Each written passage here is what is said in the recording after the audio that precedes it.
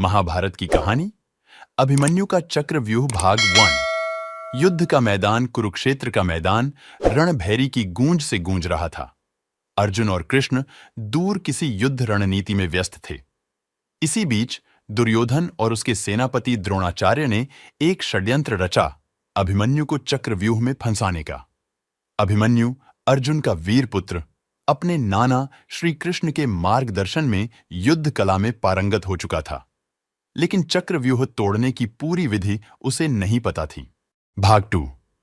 अभिमन्यु का साहस। युद्ध के बीच में अभिमन्यु ने देखा कि कौरव सेना ने चक्रव्यूह का निर्माण किया है। उसके भीतर की वीरता ने उसे आगे बढ़ने का आदेश दिया।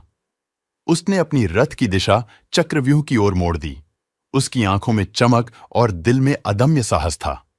उसकी पतिव्रता पत्नी उत्तरा और माता सुभद्रा के आशीर्वाद उसके साथ थे। भाग 3। चक्रव्यूह में प्रवेश। अभिमन्यु ने बिना किसी भय के चक्रव्यूह में प्रवेश किया। उसके धनुष की टंकार से कौरवों की सेना कांप उठी। उसने द्रोणाचार्य, कर्ण और अश्वत्थामा जैसे महारथियों का सामना किया और उन्हें परास्त किया।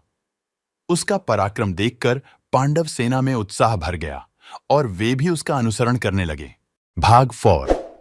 चक्रव्यूह की जटिलता। जैसे जैसे अभिमन्यु चक्रव्यूह के भीतर गहराई में प्रवेश करता गया, वैसे वैसे उसे युद्ध की कठिनाइयों का सामना करना पड़ा, लेकिन वह बिना रुके लड़ता रहा।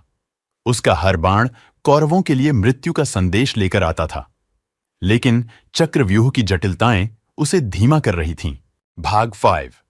विश्वासघात और वीरगति। कौरवों ने यह समझ लिया था कि अगर अभिमन्यु को नहीं रोका गया तो उनकी हार निश्चित है। उन्होंने अपनी सारी सेना को अभिमन्यु पर केंद्रित कर दिया। युद्ध के इस भाग में कौरवों ने युद्ध के नियमों का उल्लंघन किया और मिलकर अभिमन्यु पर हमला किया। अभिमन्यु ने अद्वितीय वीरता दिखाई, परंतु अंततः वह अकेला पड़ गया। भाग 6। वीरगति और प्रतिज्ञा। अभिमन्यु का शरीर बाणों से छिद गया, लेकिन उसकी आंखों में अब भी युद्ध की ललकार थी। उसने वीरगति को प्राप्त किया। उसकी मृत्यु ने पांडव सेना में रोष भर दिया। अर्जुन को जब यह समाचार मिला तो उसने प्रतिज्ञा की कि वह अगले दिन जयद्रथ को अवश्य मारेगा, अन्यथा अग्नि समाधि ले लेगा। कहानी का सारा अभिमन्यु की कहानी हमें सिखाती है कि साहस, समर्पण और वीरता के बल पर असंभव को भी संभव किया जा सकता है। उसकी वीरता ने महाभारत के युद्ध को नया मोड़ दिया और उसे अमर कर दिया। इस प्रकार अभिमन्यु की कहानी हमें न केवल प्रेरित करती है, बल्कि हमें अपने कर्तव्यों के प्रति समर्पित रहने की भी शिक्षा देती है।